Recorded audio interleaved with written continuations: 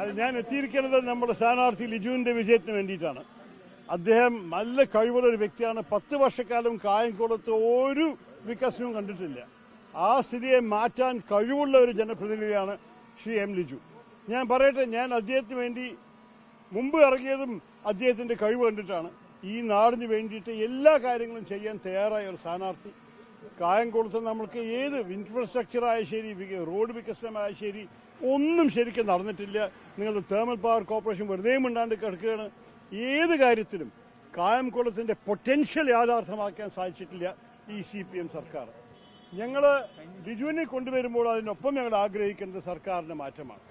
10 വർഷക്കാലം കേരള മോഡൽ പോയിട്ട് ഒരു ഡെറ്റ് മോഡലായി, കടത്തിൽ മുങ്ങുന്ന ഒരു മോഡലായി മാറി വന്നിട്ടുണ്ട്. അതുകൊണ്ട് ഞാൻ ആവശ്യപ്പെടുന്നതും ഞങ്ങൾ UDF ആവശ്യപ്പെടുന്നതും ഒരു പുതിയ നാളെക്കുറിച്ച് ചിന്തിക്കുന്ന, വികസനത്തെക്കുറിച്ച് ചിന്തിക്കുന്ന ഒരു സർക്കാർ ഈ സംസ്ഥാനത്തിൽ വേണം. അങ്ങനെ പ്രവർത്തിക്കാൻ കഴിവുള്ള ഒരു വ്യക്തിയാണ് ശ്രീ ലിജു. അപ്പോൾ ലിജുവിനെ വിജയിപ്പിക്കുന്നത് മാത്രമല്ല, ആ വിജയത്തിന്റെ മാർഗം നമ്മളുടെ സർക്കാർ മാറ്റം കൊണ്ടുവന്നിട്ട് കേരളത്തിനെ ഒരു മെച്ചപ്പെട്ട സംസ്ഥാനമാക്കാൻ നമ്മൾ എല്ലാവരെയും ആവശ്യമാണ്. അതിനാണ് ഞങ്ങൾ ഇറങ്ങിയിരിക്കുന്നത്. ഞങ്ങളുടെ പ്രകടന പത്രിക ഇറങ്ങാൻ പോവുകയാണ്. നിങ്ങൾക്കറിയാം, ഞങ്ങൾക്ക് ഒരു സങ്കല്പമുണ്ട് കേരളത്തിന്റെ ഭാവിയെക്കുറിച്ച്. ഞങ്ങൾ യുവാക്കളുടെ ഒപ്പം ഇവിടെ ഇരിക്കുന്നതും അവർ കാണുന്നത് എന്താണ് അവരുടെ അവസരങ്ങൾ, തൊഴിലവസരങ്ങൾ ഉണ്ടോ ഈ സംസ്ഥാനത്തിൽ, ഇൻവെസ്റ്റ്മെന്റ് കൊണ്ടുവരാൻ സാധിച്ചിട്ടുണ്ടോ ഈ സർക്കാരിന്, എവിടെയാണ് അവർക്ക് നാളെ ഈ കോളേജ് വിട്ടുപോയ ശേഷം അവർക്ക് ജോലി കിട്ടാനുള്ള സാധ്യത. ഞങ്ങൾക്കാണ് ഐഡിയാസ് ഉള്ളത്. ഞങ്ങളാണ് പുതിയ കോൺസെപ്റ്റ് കൊണ്ടുവരാൻ പോകുന്നത്. ഞങ്ങളാണ് പുതിയ മേഖലയിൽ കേരളത്തിനെ മുൻകൈ എടുത്തിട്ട് വികസിപ്പിക്കാൻ പോകുന്നത്. അതിനു വേണ്ടിയിട്ടാണ് ഞങ്ങൾക്ക് പുതിയ രീതിയിൽ ചിന്തിക്കുന്ന, കേരളത്തിന്റെ ഭാവിയെക്കുറിച്ച് ചിന്തിക്കുന്ന പ്രതിനിധികളെ ആവശ്യം. അതിനാണ് ഞാൻ ലിജുവിനെ ആത്മാർത്ഥയോടെ, ഹൃദയം നിറഞ്ഞ ആശംസയോടെ ഞാൻ പിന്തുണയ്ക്കുന്നത്. അതിനാണ് വന്നിരിക്കുന്നത്. Thank you. കേരളത്തിൽ LDF വളരെ കോൺഫിഡൻസിലാണല്ലോ നിൽക്കുന്നത്. അവരും സീറ്റ് കിട്ടും, വലിയ വിജയം. 10 വർഷക്കാലം അവർ ചെയ്ത കുഴപ്പങ്ങളും അവരുടെ കുറവുകളും എല്ലാവരും ജനങ്ങളെ കണ്ടു കഴിഞ്ഞതാണ്. അവർ എത്ര PR അടിച്ചാലും, മോഹൻലാലിന് വേണ്ടി 11.5 ലക്ഷം നമ്മളുടെ ടാക്സ് പേയറിന്റെ കാശ് ചെലവാക്കിയിട്ട് പബ്ലിസിറ്റി കൊടുത്തിട്ട് ഇതെല്ലാം ചെയ്തിട്ടും കൂടി അവർക്ക് ജനങ്ങൾ അനുഭവിക്കുന്ന യാഥാർത്ഥ്യത്തിനെ ഒടുക്കാൻ സാധിക്കില്ല. വിലക്കയറ്റം എല്ലാവർക്കും ഉണ്ടായ ബുദ്ധിമുട്ടാണ്. സ്വർണ്ണക്കൊള്ള വിഷയത്തിൽ എല്ലാവർക്കും ആശങ്കയുണ്ട്. നമ്മൾ ഓരോരോ കേസ് അവർ അഴിമതി, അവരുടെ കഴിവില്ലായ എല്ലാം കണ്ട ശേഷം അവർക്ക് ഏത് വിഷയം ചൂണ്ടിക്കാണിച്ചിട്ടാണ് അവരെ വീണ്ടും 10 വർഷം നശിപ്പിച്ചത് പോരാ, ഇനിയും 5 വർഷം കൂടി നശിപ്പിക്കണമെന്ന് പറയാനുള്ള ധൈര്യം കിട്ടുന്നത്. എനിക്ക് തോന്നുന്നില്ല ഇത് ആരും സമ്മതിക്കുന്നു.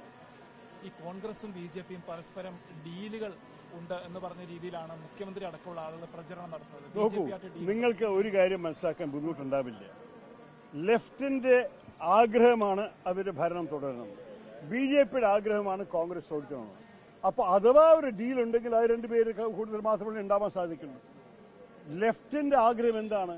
അവരുടെ എതിരുള്ള ആന്റി ഇൻകംബൻസി വോട്ട്, അതിനെ 2ആക്കി മാറ്റിയാൽ അവർ തോൽക്കില്ല.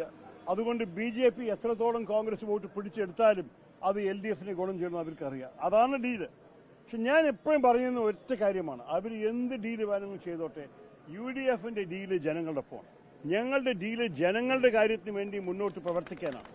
ഞങ്ങൾ പറയുന്നു, ജനങ്ങൾ ഞങ്ങളൊപ്പം നിൽക്കൂ, ഞങ്ങൾ ജയിച്ചാൽ നിങ്ങളാണ് നയിക്കാൻ പോകുന്നത്. നിങ്ങളുടെ ആവശ്യങ്ങൾക്ക് വേണ്ടി ലിജുവിനെ പോലെ ആൾ നിയമസഭയിൽ ശബ്ദം കേൾപ്പിക്കും.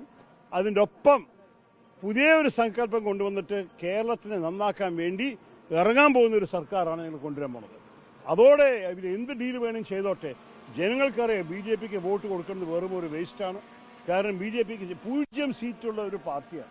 ആ 0 സീറ്റിനെ 1, 2, 3 ആക്കി ആർക്കാ ഗുണം ചെയ്യാൻ പോകുന്നത്? സർക്കാർ ഉണ്ടാക്കാൻ പോകുന്നത്. ഞാൻ പറയട്ടെ, LDFും UDFന്റെയും ഇടയിലാണ് ഈ മത്സരം. അതിനെക്കുറിച്ച് ഒരു സംശയവും വേണ്ട.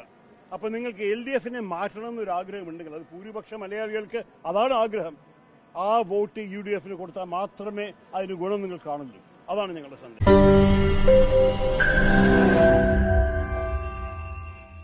ലോകത്തെവിടെയായാലും ഏത് സമയത്തും 24 വാർത്തകളും ഓഗ്മെന്റഡ് റിയാലിറ്റി പാക്കേജുകളും എക്സ്പ്ലെയിനറുകളും വിശദമായി കാണാൻ ഞങ്ങളുടെ YouTube ചാനൽ നിങ്ങൾക്ക് സബ്സ്ക്രൈബ് ചെയ്യാം.